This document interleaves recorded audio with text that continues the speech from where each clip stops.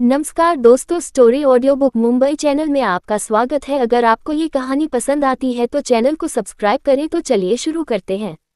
Rawat mention में दूसरी ओर Rawat mention का माहौल काफी गंभीर था, क्योंकि मीनल देवी को अभी भी जयेश रावत और पवन रावत के बारे में कोई भी इन्फॉर्मेशन नहीं मिली थी। और पिछले कुछ वक्त से जयेश की बीवी और बेटी मेन हाउस में आकर तमाशा कर रही थी और कह रही थी कि हर्षवर्धन ने उसके पति और बेटे को अगवा कर लिया है। उसे तो इस बात का भी शक था कि कहीं उसने उसे मार तो नहीं दिया। इसीलिए इस बार मिलन देवी गुस्से में हर्षवर्धन को फोन करती है और इस बार हर्षवर्धन ने भी फोन उठा लिया और मीनल देवी ने सामने से बिना किसी बहस के ऑर्डर देते हुए कहा, अभी के अभी रावत मैंशन आओ, मुझे तुमसे बात करनी है। और अगर तुम्हारे चाचा और चचेरा भाई तुम्हारे पास है तो उसे भी अपने साथ लेते हुए आना। इस बार कोई गलती नहीं होनी चाहिए। वही अपनी दादी की बात सुनकर हर्षवर्धन की मुठिया भी कस गई। वह भी बिना कुछ कहे फोन रख देता है। पास में ही उसकी छोटी सी बीवी बैठे हुए अपने हाथ में पड़े हुए टैबलेट पर कुछ चीज पढ़ रही थी। वह कोई मेडिकल से जुड़ी हुई रिसर्च था, जिसमें प्रेगनेंसी के दौरान हार्मोन में होने वाले बदलाव के बारे में लिखा हुआ था। हर्षवर्धन ये तो नहीं जानता था कि उसकी बीवी ऐसी चीज क्यों पढ़ रही है, लेकिन पिछले 2 दिन से वह देख रहा था कि अनाया इसी तरह की कोई ना कोई किताब पढ़ रही होती या फिर इसी तरह का कोई ना कोई प्रैक्टिकल देख रही होती। उसे अब उसकी आदत हो गई थी। वह अनाया के माथे पर किस करते हुए बोला, बीवी मुझे कुछ काम है, मैं रावत मैंशन होकर आता हूँ।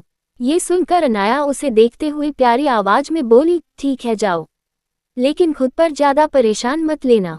और अगर दादी माँ ज्यादा आगे बढ़े या फिर तुम पर प्रेशर बनाए तो बस मेरा नाम इस्तेमाल कर लेना। वैसे भी वह मुझसे नफरत करती है।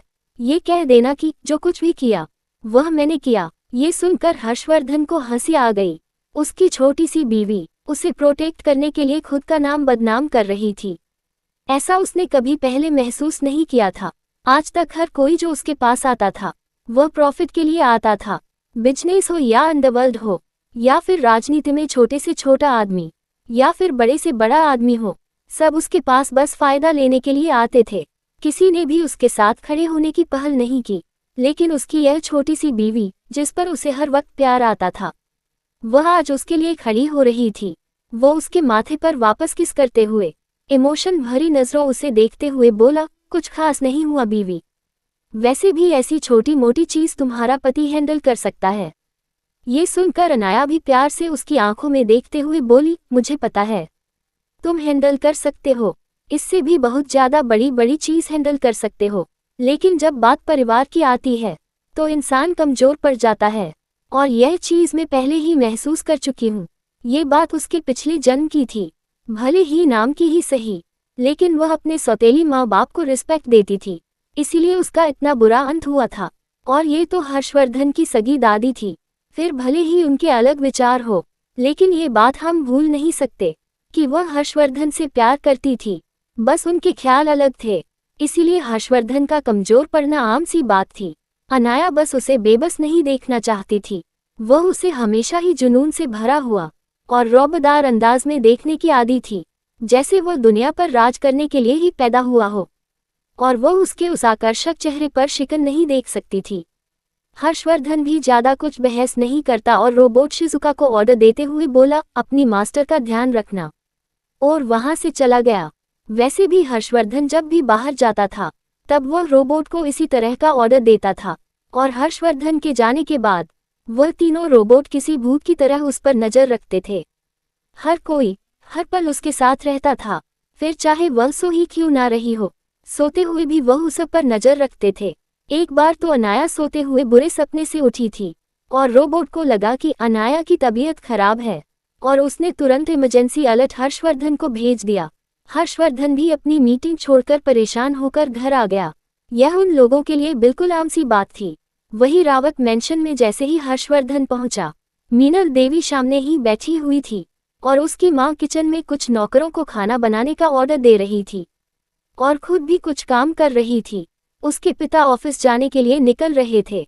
तभी हर्षवर्धन को देखते हुए मीनल देवी कठोर आवाज में बोली, अब तुम्हें यहाँ आने का वक्त मिल गया।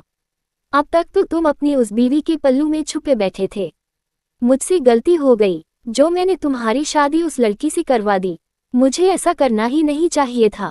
ये सुनकर हर्षवर्धन की आंखें भी कठोर हो गई, क्योंकि राजवीर रावत ने पहले ही बता दिया था कि उन दोनों की जान भी अनाया ने बचाई है, और इतने साल उसी ने उसका ध्यान रखा है, और शायद उसी की वजह से वह दोनों जिंदा है।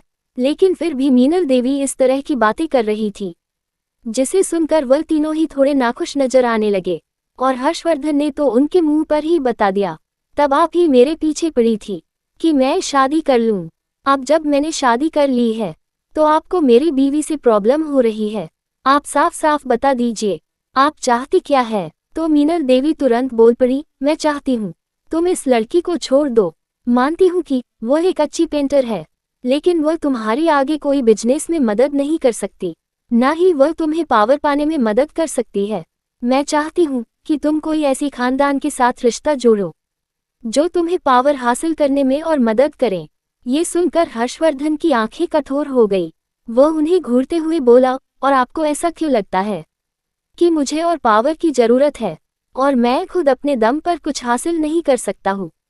ये सुनकर मीनल देवी अपनी छड़ी पटकते हुए बोली, तुम बस बदलाव कह रहे हो, तुम्हें कुछ नहीं पता। मैंने जैसा कहा वैसा करो, वरना भूलो मत मैं अभी भी तुम्हें कंपनी से बाहर फेंक सकती हूँ। ये सुनकर हर्षवर्धन एक शैतानी हंसी हंसते हुए बोला, तारांकन लगता है आप कुछ ज्यादा ही सपने देख रही है दादी माँ। आप पहले ही कंपनी से बाहर निकाल दी गई है। अब कंपनी के अध्यक्ष डेड है, और रही बाकी शेयर की तो वह मेरे पास है, और एक दूसरा शेयर होल्डर है जिसने आखिरी वक्त पर कंपनी में इन्वेस्ट किया और कंपनी के ज्यादातर शेयर अपने नाम कर लिए, लेकिन वह भी हमारे साइड पर है, तो आप कंपनी में कोई भी ऑर्डर नहीं दे सकती। ये सुनकर मीनल देवी को इतना गुस्सा आया कि वह लंबी लंबी सांस भरने लगी। वह नाराज आवाज में बोली, तुम नाकारे पोते, तुम्हारी हिम्मत कैसे हुई मेरे खिलाफ जाने की? भूलो मत इतने साल मैंने तुम्हें पाला है, और मैं तुम्हें यहाँ तक लेकर आई, और अब तुम मुझे ही अपनी आंखें दिखा रहे हो। ये सुनकर हर्षवर्धन उन्हें घूरते हुए बोला, दादी माँ चलिए साफ साफ बात करते हैं। सबसे पहली बात कि मैं अपनी बीवी को नहीं छोड़ने वाला। वह मेरी जिंदगी में आप सबसे भी ज्यादा ऊपर है। उसने मुझे वापस जीना सिखाया। आपने तो मुझे एक रोबोट की तरह बड़ा किया था। हर वक्त आप मुझे यही बताती थी कि रावत परिवार को बढ़ाने के लिए तुम्हें जो कुछ भी करना चाहिए तुम्हें करना होगा।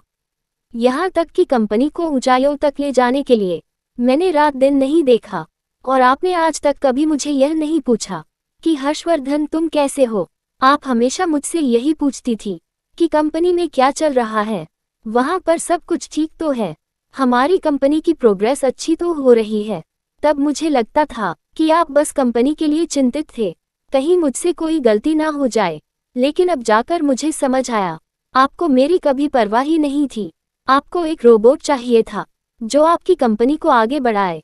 वहीं हर्षवर्धन की इतने सालों के गुस्से को इस तरह से कठोर लफ्जों में सुनकर हर्षवर्धन के मॉम, डैड और उसकी दादी तीनों ही अवाक नजरों से हर्षवर्धन को देख रहे थे। उन्हें यकीन नहीं हो रहा था कि हमेशा खामोशी से सब कुछ सहन करने वाला उनका पोता इतना बोल भी सकता है। मीनाल देवी खुद को अपराध बोध से अपनी नजरें चुकाने से रोक नहीं पाई। जाहिर सी बात है, कहीं ना कहीं हर्षवर्धन सही था। हर्षवर्धन अपनी जगह से खड़ा हुआ और बाहर जाते हुए बोला, मुझे लगता है मुझे चलना चाहिए। अब यहाँ बात करने के लिए कुछ नहीं रहा। तभी वहां से दो औरतें अंदर आई जिनकी हालत काफी अस्तर व्यस्त थी। वह रोते हुए बोली, नहीं हर्षवर्धन तुम नहीं जा सकते। यह कोई और नहीं हर्षवर्धन के सौतेली चाची और उनकी बेटी थी। तभी मीनल देवी को भी याद आया कि उसने हर्षवर्धन को क्यों बुलाया था, इसलिए वह बोली, जोड़ तुम पहले रुको और यहाँ मेरे सामने बैठो और मुझे बताओ कि जयेश और पवन कहाँ पर है। मैंने सुना है तुमने उसे कंपनी से किडनैप किया था। देखो मैं तुम्हें साफ साफ बता दे रही हूँ, उन दोनों के साथ कुछ मत करना। मुझे पता है वह गलत थे और उन्हें इतना आगे बढ़ना नहीं चाहिए था, लेकिन भूलो मत उनके अंदर भी रावत परिवार का ही खून दौड़ता है और तुम्हें इतना आगे जाने की जरूरत नहीं है। तुम बड़े हो तो तुम्हें थोड़ा सा सहनशील होना चाहिए। ये सुनकर हर्षवर्धन उन्हें कठोर नजर से धैर्य हुए बोला, आज तक तो सहनशील रहा हूँ, लेकिन अब बात अलग है। और वैसे भी आपको जब तब नहीं फर्क पड़ा था जब आपके सौतेले बेटे ने मेरे मॉम डैड को मारने की कोशिश की या फिर मुझ पर हमला करवाया, तो अब क्यों फर्क पड़ रहा है? जब आप तब खामोश थी, तो अब भी उसी तरह खामोश रहे। आपके लिए यही अच्छा है।